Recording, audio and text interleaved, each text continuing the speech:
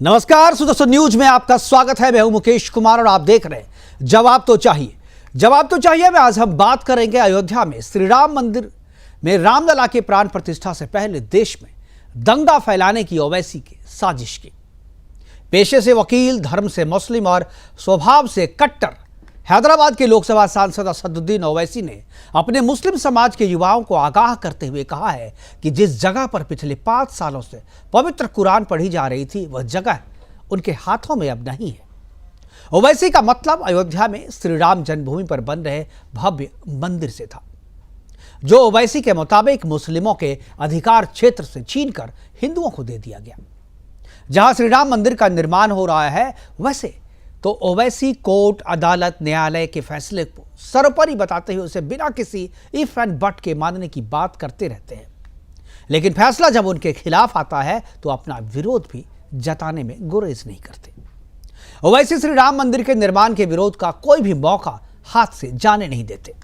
चूंकि पेशे से वकील हैं, सो तर्कपूर्ण तरीके से अपना विरोध जताते हैं और अपनी कट्टर बातों को लोगों के सामने भी रखते हैं, लेकिन ध्यान रखते हैं कि कहीं कानून के पेच में ना फंस जाए। लेकिन इस बार जो उन्होंने बात कही है वो कहीं से भी तर्कपूर्ण नहीं दिखती, बल्कि यह सांप्रदायिक, भड़काऊ और मुस्लिम युवाओं को हिंसा के लिए उकसाने वाला लगता है। जिस तरीके से डॉक्टर जाकिर नायक मुस्लिम युवाओं को अपनी चिकनी चुपड़ी बातों को इस्लाम की चाशनी में लपेट कर उकसाता था और दंगे करवाता था, ओवैसी का बयान भी उसी तरीके का प्रतीत होता है। मामला दिल्ली के एनडीएमसी क्षेत्र में पड़ने वाले सुनहरी बाग मस्जिद का है, जिसके कारण लुटियन जोन का ट्रैफिक जाम होता है। खासतौर पर इंडिया गेट, राष्ट्रपति भवन और गृह मंत्रालय सहित लगभग सभी मंत्रालयों की तरफ जाने वाले की रास्ते की रफ्तार भी इस मस्जिद से बाधित होती है, जिसके कारण इस मस्जिद को हटाने के लिए एनडीएमसी ने पहल की और लोगों से सुझाव मांगा था। बात दिल्ली के सुनहरी बाग मस्जिद की थी, लेकिन ओवैसी का दर्द छलक आया अयोध्या के श्री राम मंदिर पर। ओवैसी केंद्र सरकार से मुस्लिम युवाओं को केंद्र सरकार की गतिविधि से सावधान रहने की नसीहत देने लगे। मुस्लिम युवाओं का आह्वान करने लगे, उन्हें उकसाने लगे, कहने लगे कि उनके मस्जिद को छीनने का दर्द उन्हें क्यों नहीं हो रहा है।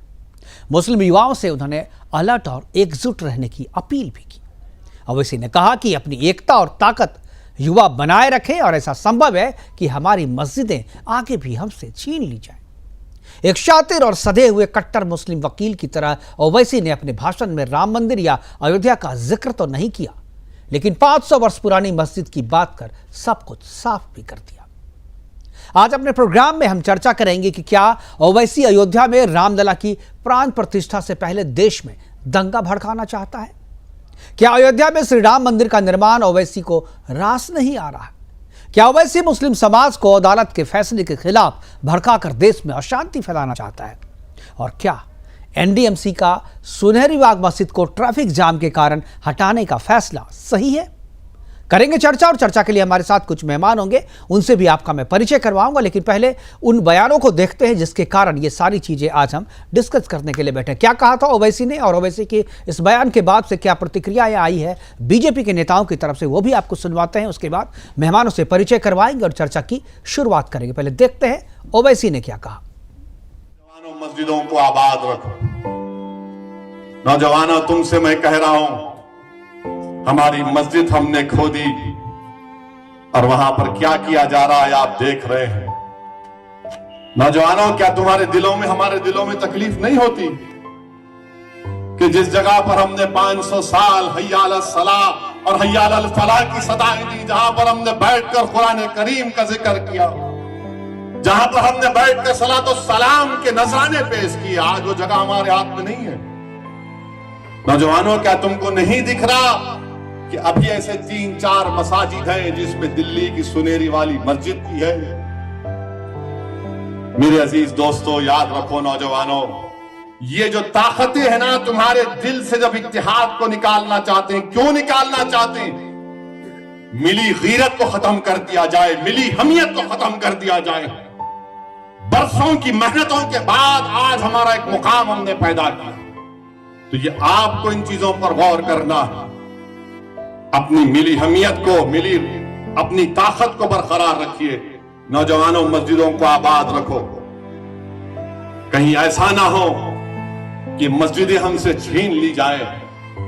मुझे उम्मीद है कि इंशाअल्लाह ताला आज का ये नौजवान जो कल का बूढ़ा होगा वो अपनी नजरों को आगे रखकर अपने दिमाग पर जोर डालकर सोचेगा कि किस तरीके से मुझे अपने आप को, अपने खानदान को, अपने शहर को, अपने महल्ले को बचाना है।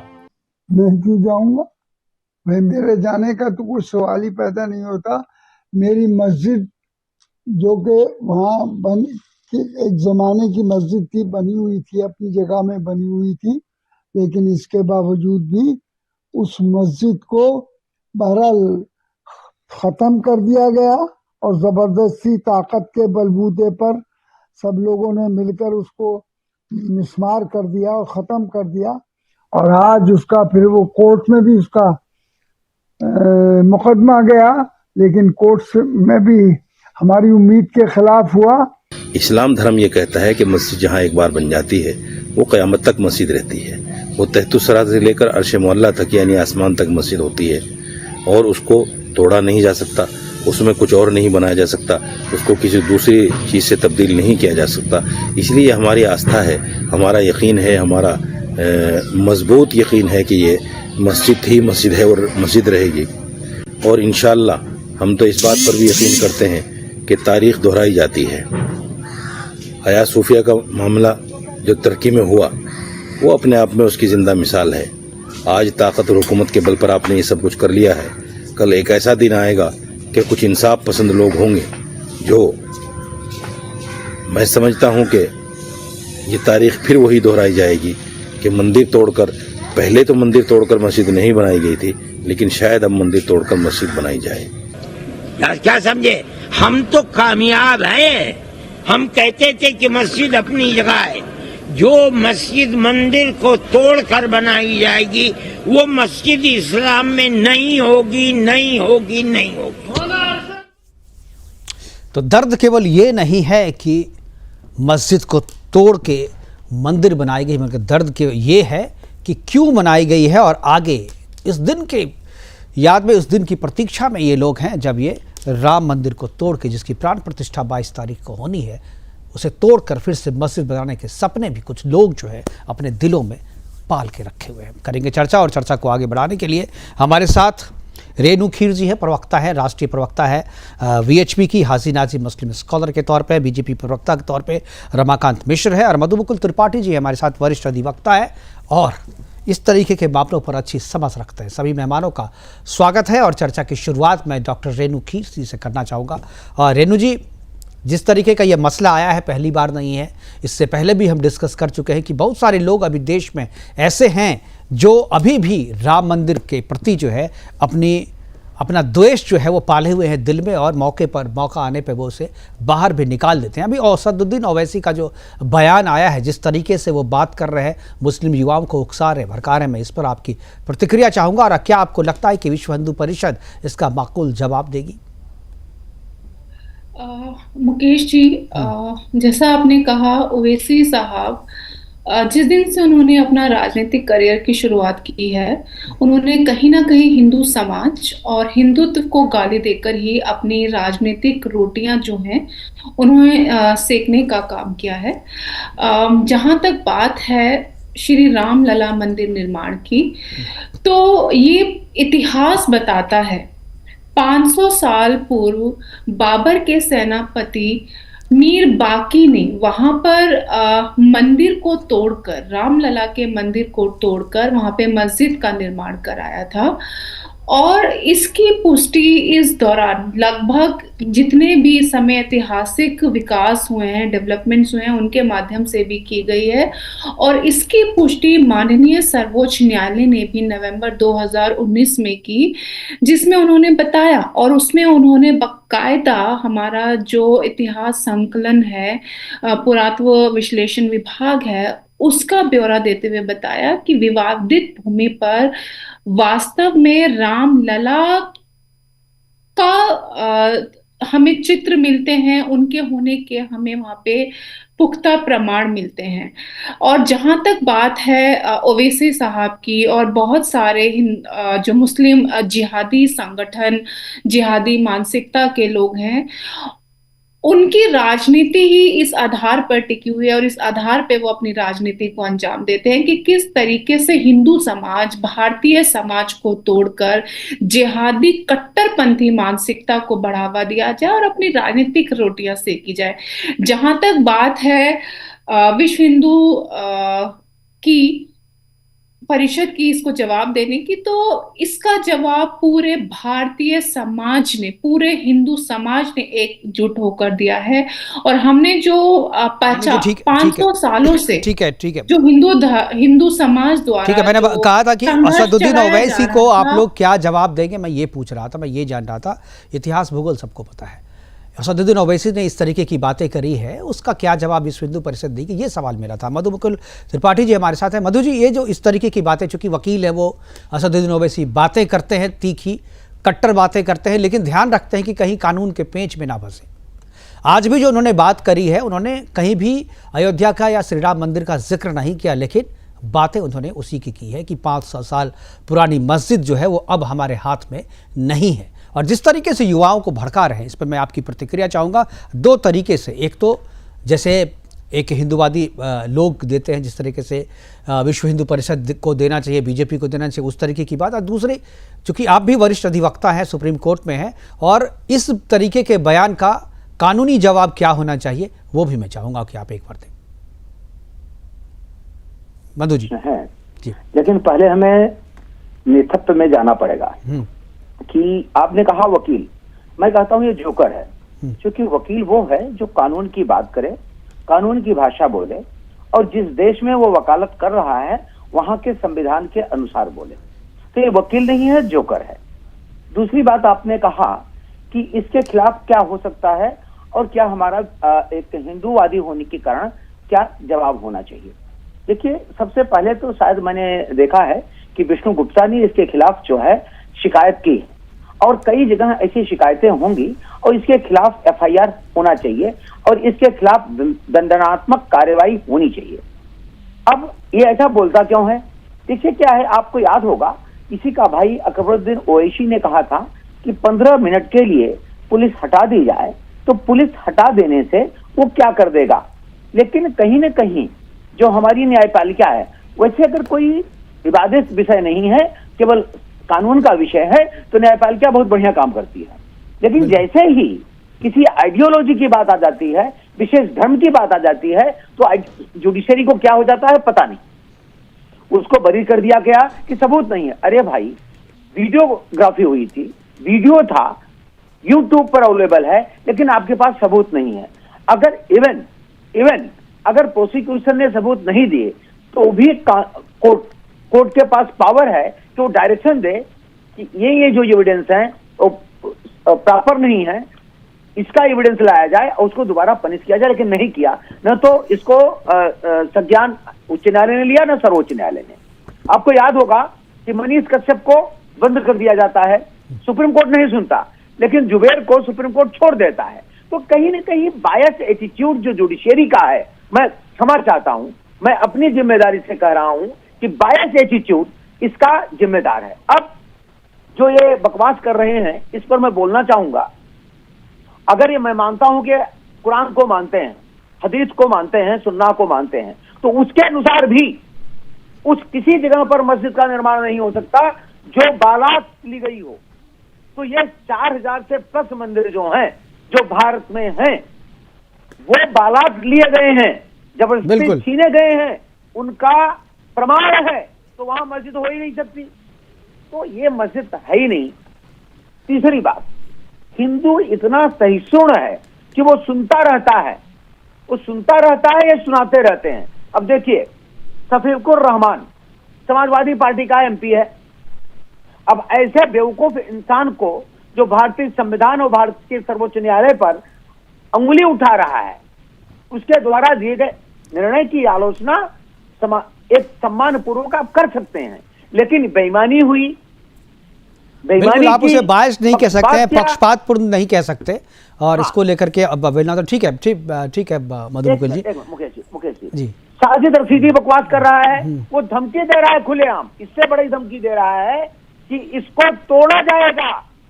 आप बिल्कुल यही बात मैं कह रहा हूं कि एक तरफ कुछ लोग जो है वो तोड़ने की बात कर रहे हैं, दूसरे लोग मुस्लिम युवाओं को भड़काने की बात कर रहे हैं, लेकिन फिर भी जो है एक्शन नहीं लिया जा रहा है। जी मुकेश जी ने तब में वो क्या कह रहा है, उसके मन में क्या चल रहा है, गजवाए हिंद वो कह रहा है पूरे भारत पर हम कब्जा कर लेंगे और सारे मंदिरों को तोड़ देंगे। आज तक क्या कोई एक्शन हुआ? कोई एक्शन? हाजी नाजिम आपत्ति दर्ज करा रहे हैं, अपना सर हिला रहे हैं, मैं जाऊंगा, आ रहा हूं आपके पास। जी ठीक है, हाजी नाजिम सुन रहे हैं और आपत्ति दर्ज करा रहे हैं और कह रहे हैं कि आप गलत बोल रहे हैं, बोल तो नहीं रहे लेकिन सर जी हाजी साहब, देश का गौरव मिटा दिया जाता है, हमें ही धमकाया जाता है। जी सर हो गया सर। अब एक बार हाजी जी को सुनते हैं। हाजी नाजिम, ओवैसी ने जो इस तरीके की बात करी है, सार्वजनिक मंच से की है, पब्लिक के बीच में की है और युवाओं को भड़काया है, मुस्लिम युवाओं को भड़काने का काम किया है। सबसे पहले आपकी प्रतिक्रिया, और अभी जो आप मधु मुकुल जी की बात पे अपनी प्रतिक्रिया दे रहे थे वो भी प्रतिक्रिया, लेकिन पहले ओवैसी पर मैं चाहूंगा कि आप अपनी टिप्पणी दें। हाँ देखिए, ओवैसी के बयान दिया है के अंदर मैं पूछना चाहता हूँ उन्होंने क्या कहा है? विवादित बयान तो नहीं दिया है, ये बताइए मुकेश जी। सिर्फ उन्होंने ये कहा है कि अपने युवाओं से कि मस्जिदों को आबाद रखिए, नमाज पढ़िए, बात कहाँ है वो? उनको करने वाली बात कही गई है। और रही बात ये, अब दूसरे टॉपिक पे मैं आता हूँ कि अभी जो नहीं, आप दूसरे टॉपिक पे जाने से पहले ओवैसी की बात पूरी, उन्होंने लगता है कि आपने एक लाइन केवल सुनी है। उन्होंने कहा कि 500 वर्षों से जो मस्जिद हमारे पास थी उसे छीन लिया गया है, उसे आबाद रखना चाहिए और आने वाले टाइम में मस्जिद भी हमसे छीन ली जाएगी, इसलिए एकजुट रहो। ये इस एकजुटता का मतलब क्या है? हाँ देखिए मुकेश जी, देखिए मैं आपको बताता हूँ, सुनिए। देखिए हम भारत के संविधान को मानने वाले हैं और ये मुल्क जो संविधान से चलेगा, ये किसी की आस्था से नहीं चलेगा। और मुकेश जी मैं ये बता दूं कि भारत के धार्मिक किताब का नाम जो है संविधान है, वो भारत के हर व्यक्ति, हर बच्चे पे लागू है। तो आप कुरान से पहले संविधान को मानते हैं? आप कुरान को पहले मानते हैं या संविधान को मानते हैं? आपने कहा, तो मैं पूछ रहा हूं आपसे, आपने कहा कि धार्मिक किताब संविधान है, तो आप कह दीजिए यहाँ पर कि मैं कुरान से पहले संविधान को मानता हूं। ये तो सही, मैंने कहा पूरे भारत की धार्मिक किताब संविधान है। और देखिए मैं मुस्लिम हूं तो मेरे अपने धर्म से वो कुरान है, सबसे सर्वोपरि जो है भारत का संविधान है। कुरान मेरे आस्था है।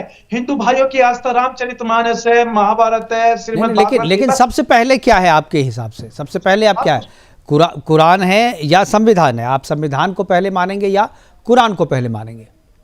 देखिए इस मुल्क का जो संविधान है वो सर्वोपरि है, मगर मैं मुस्लिम हूं, संविधान को मानते हुए। सुनिए सर, समझ गया, चलिए आगे बढ़िए, मैं समझ गया, नियत समझ में आ गया जी।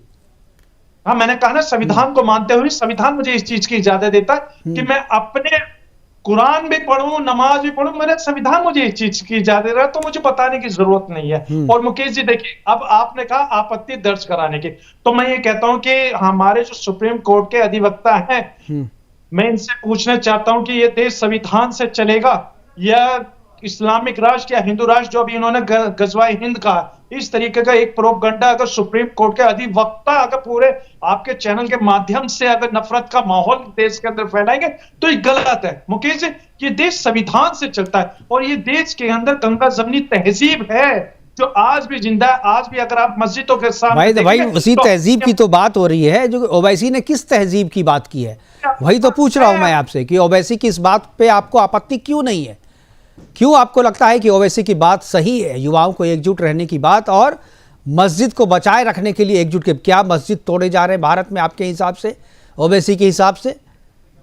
बात सुनहरी बाग मस्जिद को लेकर के थी, उस पर सुझाव मांगा गया था। इसमें गलत क्या है? बीच सड़क पे अगर कोई मस्जिद पड़ रही है तो उसको हटाया जाए कि नहीं हटाया जाए, इसके लिए अगर सुझाव मांगा गया तो वो सांप्रदायिक कैसे हो गया? बात उस पे हो रही थी ना, लेकिन आप लोगों ने उसे जोड़ दिया ओवैसी ने सीधे राम मंदिर से, क्योंकि दिल में कहीं ना कहीं राम मंदिर के बनाए जाने का जो है एक दर्द जो है दिल में कहीं ना कहीं छुपा है। रमाकांत मिश्र जी है। रमाकांत जी, क्या आपको लगता है कि सुनहरी बाग मस्जिद को हटाए जाने के लिए जो सुझाव मांगे गए थे उसकी आड़ में राम मंदिर पे निशाना बनाया जा रहा है और देश में जो है एक सांप्रदायिक माहौल, एक दंगा भड़काने की कोशिश की जा रही है?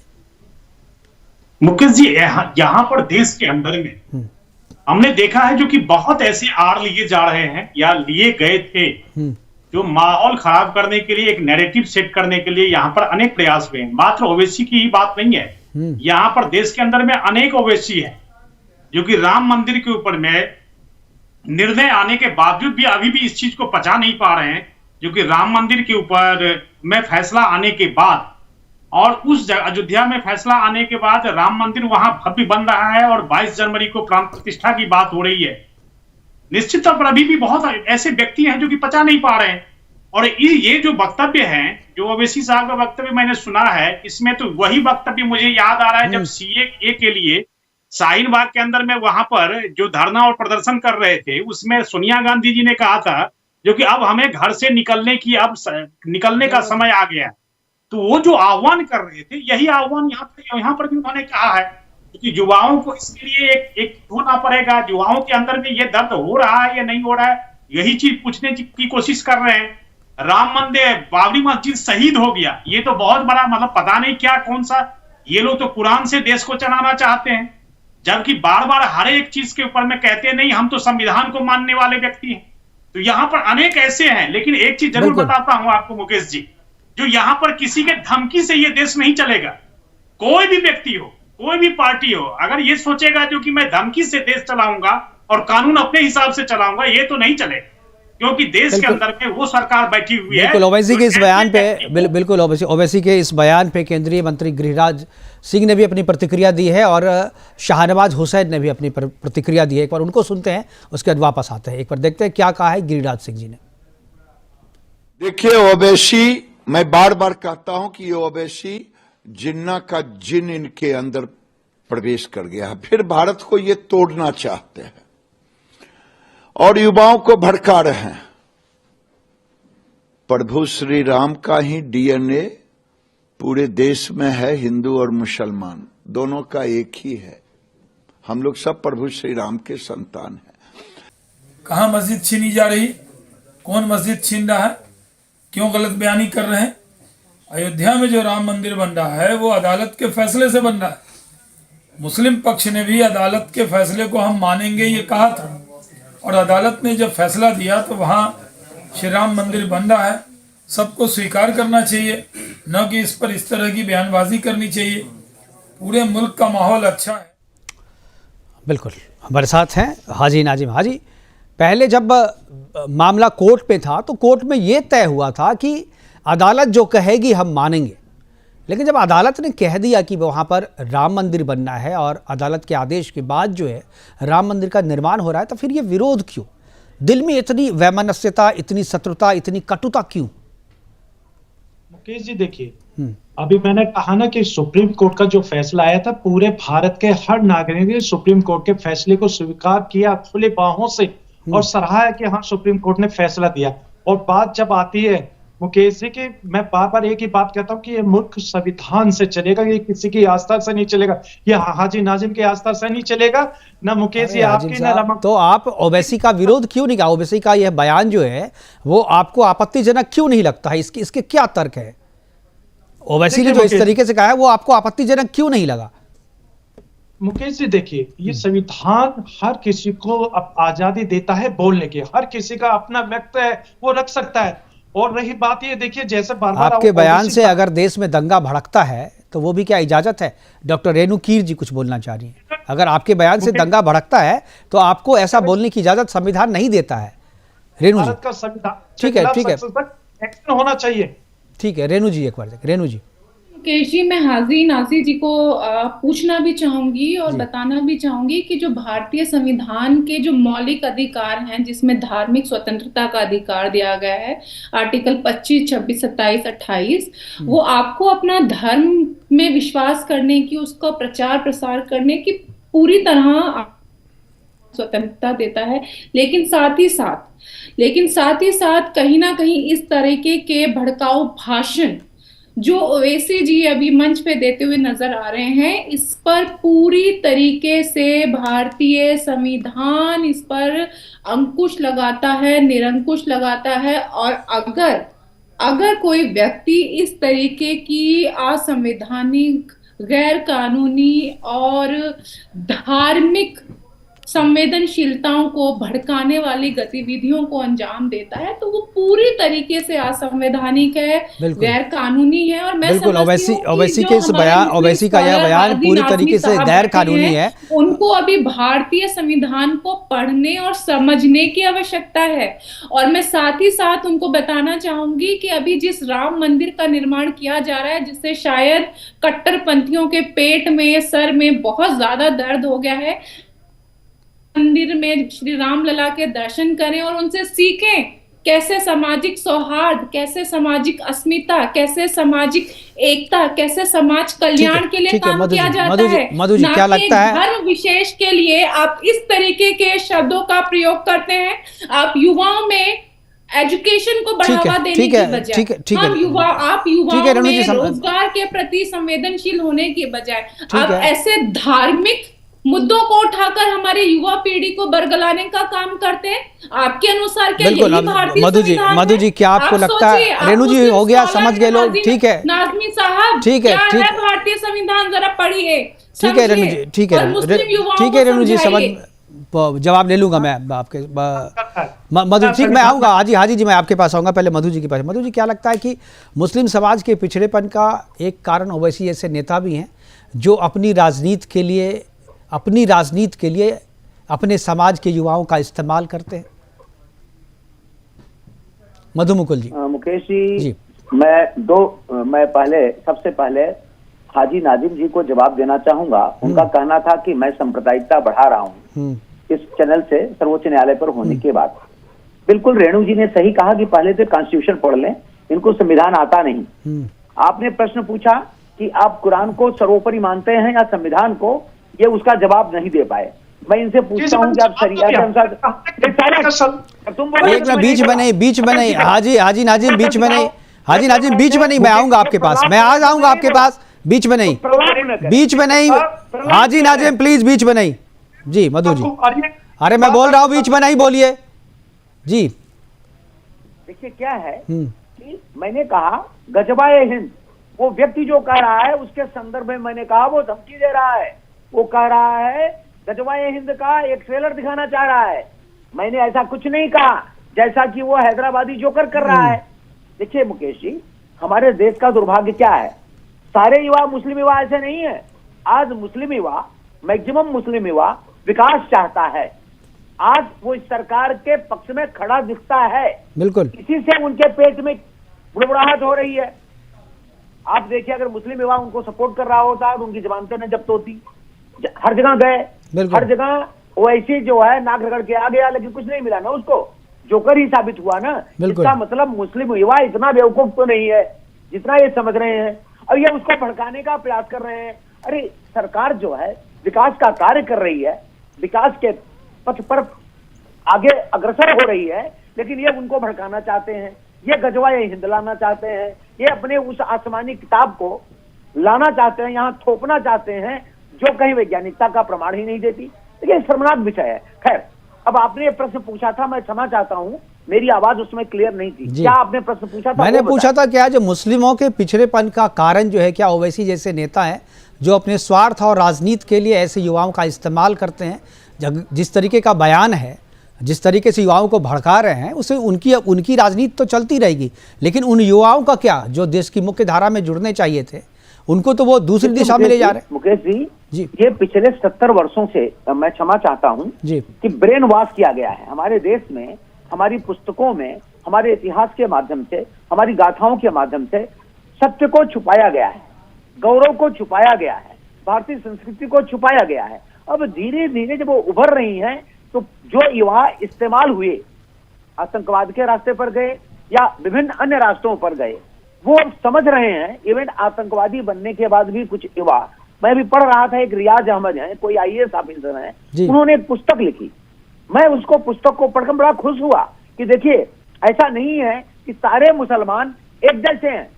जो पढ़ रहे हैं, जिनका ज्ञान चक्षु खुल रहा है, वो इनके बहकावे में नहीं आ रहे हैं। बिल्कुल, ये उसी से छटपटाहट के कारण ये नहीं चाहते कि मुस्लिम युवा जो पढ़ा लिखा है वो पढ़े लिखे अपना विकास करे, अपने देश का विकास करे। ऐसा नहीं, वो चाहते हैं वो आतंकवाद की ओर जाए, दंगा फसाद करे और इनको वोट दे, जिससे इनकी रोजी रोटी चलती रहे। अरे ओवैसी का आप पूरा का पूरा इतिहास देखिए, ये वही परिवार है ना, उसी परिवार से तो ओवैसी आता है जो भारत को तोड़ने का किया, सरदार वल्लभ भाई पटेल के सामने नाक रगड़ा, वही परिवार है ना। उस परिवार का आदमी होने के नाते वो भारत की संप्रभुता, भारत के विकास से कभी सहमत नहीं हो सकता। इसीलिए मैं उसको सदैव जोकर कहता हूँ, जोकर जोकर जोकर, इसके अलावा कुछ नहीं है। इनके लिए साहब होगा क्योंकि ये गजवा हिंद का समर्पण। रमाकांत मिश्र जी कुछ बोलना चाह रहे हैं। रमाकांत जी, आप बीच में ही आपको रोक दिया। मुकेश जी देखिए, ये वो व्यक्ति हैं जिनका न कोई विचारधारा से लेना देना है, न किसी आइडियोलॉजी से लेना देना है, न किसी प्रिंसिपल से, न किसी सिद्धांत से लेना देना, केवल राजनीतिक रोटी सेकने के लिए। हमने हर जगह देखा है, जो सदन के अंदर में भी ये वही व्यक्ति हैं जो आपने देखा होगा, जो कि कहीं ना कहीं जो युवा हैं उनको मेन धारा से अलग करने का प्रयास कर रहे हैं। जो व्यक्ति केवल राजनीतिक विचारधारा लेकर के आगे बढ़ेगा, वो समाज के अंदर में क्या संदेश देगा? ओवैसी जैसे व्यक्ति, जी आऊंगा जी ओवैसी जैसे ही व्यक्ति जो है सो हमने देखा जो सामाजिक विचारधारा से मेन स्ट्रीम से मुसलमानों को जिस तरह से हटाने का प्रयास कर रहे हैं। आपने देखा प्रधानमंत्री जी ने क्या कहा है, एक हाथ में कुरान और दूसरे हाथ में कंप्यूटर।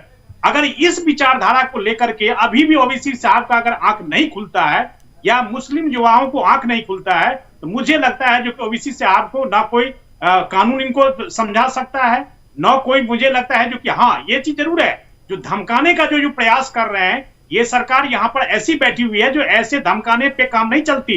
नहीं, कानून तो समझा ही सकता है सर, हमारा कानून इतना कमजोर नहीं है। अगर कानून चाहे तो वैसे जैसे नेताओं को धमका भी सकता है, सीधा भी कर सकता है, और जिस रास्ते पे वो चल रहे हैं उस रास्ते से उठा भी सकता है। तो कानून तो अपना मजबूत है, मुझे पूरा यकीन है अपने कानून पे। हाजी नाजिम कुछ बोलना चाह रहे हैं। हाजी, क्यों नहीं आप एक हाथ में कुरान और दूसरे में कंप्यूटर लेकर के चलना चाहते हैं? आप क्यों ओवैसी ऐसे लोगों की ये हिफाजत करते हैं, उनके बयानों की, उनकी तरफदारी करते हैं और उनको कहते हैं कि नहीं वो ठीक बोल रहा है? क्यों इतना तरफदारी कर रहे हैं उनकी? हाँ मुकेश जी, देखिए अल्लाह का शुक्र है, भारत के हर मुसलमान के हाथ में कुरान है और लैपटॉप भी है। मैं आपकी बात बताता हूँ, हम वही मुसलमान हैं जो एपीजे अब्दुल कलाम साहब के रूप में देश के अंदर मधु जी आऊंगा आपके पास। जी और हम वही मुस्लिम है, वीर अब्दुल हमीद बनकर हमने पाकिस्तान को खुलेआम चुनौती देकर उसको मुंह की खिलाई है। हम वही मुस्लिम है। और सर अब एक चीज, अभी हमारे भाजपा के प्रवक्ता जी ने सदन का नाम लिया, मुझे बड़ा अच्छा लगा कि सदन के बारे में चर्चा हुई है। अब ये बताइए, सदन के अंदर ही एक सांसद दूसरे सांसद पर अभद्र टिप्पणी करता है, लोकतंत्र के मंदिर में इस तरीके की भाषा का प्रयोग करता है, उसे आतंकवादी, दूसरी 10 सेकंड में जवाब दूंगा मैं। जी देखिए, यहाँ पर हाजी नाजिम साहब ने कहा जो कि सदन के अंदर में ये चर्चाएं हुई। एक चीज बताइए, उस बयान के साथ कौन खड़ा मिला? मुझे खाली यही बता देंगे। सदन के अंदर में चर्चा हुई, लेकिन उस बयान के साथ कौन खड़ा मिला? मैं तो पहले ही कहता हूं जो कि हम उस बयान का भी विरोध करते हैं जो कम से कम सामाजिक स्ट्रक्चर को बिगाड़ने का काम करता है। ठीक है, लेकिन बात ये दूसरी कर रहे थे, जवाब आप कुछ और दे रहे हैं, सवाल कुछ और कर रहे थे, जवाब लगता है एक दूसरे की बात आप लोग समझ नहीं रहे। चलिए मैं मधु जी, हाजी जी बात हो गई, बात खत्म हो गई आपकी? हाजी नाजिम बात खत्म हो गई हो तो मैं मधु जी के पास जाऊं। उन्होंने 2 करोड़ नौकरी देने का वादा करा है युवा। अरे ओवैसी पे बात कीजिए ना, ओवैसी चाहता ही नहीं है जो नौकरी करे मुस्लिम युवा, वो तो चाहता है कि वो सब जो है फिदायीन हमला करे। नौकरी करने की अगर करवाने की उनकी मंशा होती तो कुछ दूसरी चीज करते। बहुत अधिकार है एक सांसद के पास, सांसद अगर चाहे तो बहुत कुछ कर सकता है, लेकिन उन्हें तो केवल अपनी राजनीतिक रोटी सेकनी है। मधु जी कुछ बोलना चाह रहे थे। जी मधु जी। एक मैं चीज और कहना चाहूंगा, एक राष्ट्रीय चैनल पर मैं हूँ, तो अभी साजिद रजवी को सुन रहा था, वो कह रहा था कि जहाँ मस्जिद बन गई वो हमेशा रहती है, कयामत तक रहती है। तो मैं उसको अनुरोध करूंगा कि वो चाइना चला जाए, मैं चाइना का बहुत सारा डिटेल दे दूंगा। जो चाइना ने दबाकर मस्जिदों को तोड़कर मूत्रालय बनाया है, मूत्रालय वहां जाकर बनाए। सऊदी अरबिया ने डेवलपमेंट के लिए कम से कम, मेरे पास रिकॉर्ड है और मैं नाम अभी दे सकता हूं, 4 मस्जिदों को तोड़ा है। ये लोग बकवास करते हैं केवल भारत में, सऊदीया में, चाइना में इनकी हिम्मत नहीं होती। अब तो डेनमार्क भी बोल रहा है। देखिए, देश के विकास का रोड़ा ये बन रहे हैं। डेनमार्क ही बोल रहा है, नीदरलैंड भी बोल रहा है, पूरा यूरोप बोल रहा है। केवल दो तीन छोटे छोटे देश नहीं, पूरा यूरोप बोल रहा है कि इसी तरीके के काम किया जाए। बिल्कुल पूरा यूरोप जो है वो इस्लाम के इस फॉर्मेट से परेशान है। ठीक है सर, ठीक है, हमारे पास समय की कमी है, बार बार वाइंड अप करने का इशारा किया जा रहा है। हमारे साथ जुड़ने के लिए मधु मुकुल त्रिपाठी जी आपका, जो हमारे साथ जुड़े थे हाजी नाजिम जी आपका, इसके अलावा रमाकांत मिश्रा जी और रेनू खीर जी आपका बहुत बहुत धन्यवाद। आप जुड़े और अपनी अपनी बातें हमारे साथ साझा किया आपने। लेकिन जो ओवैसी ने बात कही है उस पर वो चिंता बढ़ाती है। चिंता केवल ये नहीं बढ़ाती है कि मुस्लिम युवाओं को जिस तरीके से भड़का करके देश में अशांति का माहौल पैदा करना चाहते हैं, वैसे केवल वही चिंता नहीं है, बल्कि चिंता यह भी है कि 22 जनवरी को प्राण प्रतिष्ठा से पहले ओवैसी कहीं देश में दंगा तो नहीं करवाना चाहता।